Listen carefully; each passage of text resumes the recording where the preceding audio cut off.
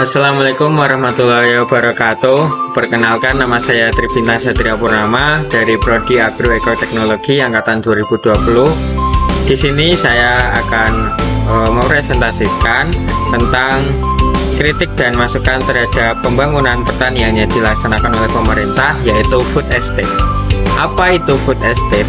Food estate merupakan pengembangan pangan dalam skala luas yang dilakukan secara terintegritas mencakup pertanian, perkebunan, dan peternakan di suatu kawasan. Food estate juga bertujuan untuk membangun lumbung pangan nasional, dan food estate akan menjadi upaya pemerintah Republik Indonesia untuk mengantisipasi ancaman krisis pangan sebagai dampak pandemi COVID-19. Pertanyaannya, apakah food estate sudah bisa dikatakan berhasil? 3 alasan mengapa food estate belum menjawab agenda kebijakan ketahanan pangan dan gizi di Indonesia. Yang pertama, food estate tidak menjawab permasalahan distribusi pangan. Distribusi merupakan permasalahan yang lama, kemudian dipertajam dengan adanya kasus pandemi COVID-19 ini yang tidak bisa kemana-mana untuk distribusi, diantaranya biaya logistik yang mahal, manajemen barang yang lemah, dan panjangnya rantai pasok makanan. Yang kedua, yaitu food estate tidak menjawab masalah akses terhadap pangan yang sehat. 9% masyarakat Indonesia masih mengalami kelaparan kronis dan kekurangan gizi. Sebelum pandemi COVID-19, Indonesia berhasil menurunkan angka kemiskinan, dan walaupun kondisi ekonomi membaik, tetapi masih belum bisa mengatasi 3 beban malnutrisi yang masih tinggi di Indonesia.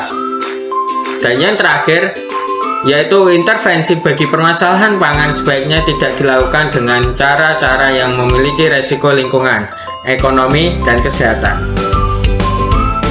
Di sini saya memiliki beberapa solusi untuk dipertimbangkan apabila food estate ini dijalankan sampai tahun 2024. Yang pertama, yaitu perlu perbaikan pada kelancaran sistem distribusi pangan agar tidak lagi terjadi kekurangan pangan yang berakibat penimbunan bagi satu kelompok konsumen dan kekurangan bagi kelompok yang lain.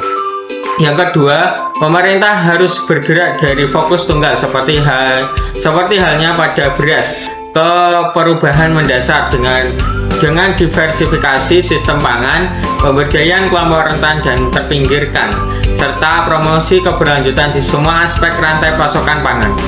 Dan yang ketiga, yaitu pandemi telah mengajarkan keterkaitan antara kesehatan sistem lingkungan dan kesehatan sistem pangan.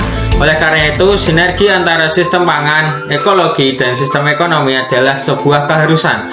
Dan ketahanan pangan Indonesia berpotensi besar untuk ditopang oleh keanekaragaman hayati dan lingkungan yang sehat tanpa risiko lingkungan yang akan berdampak pada ekonomi dan kesehatan.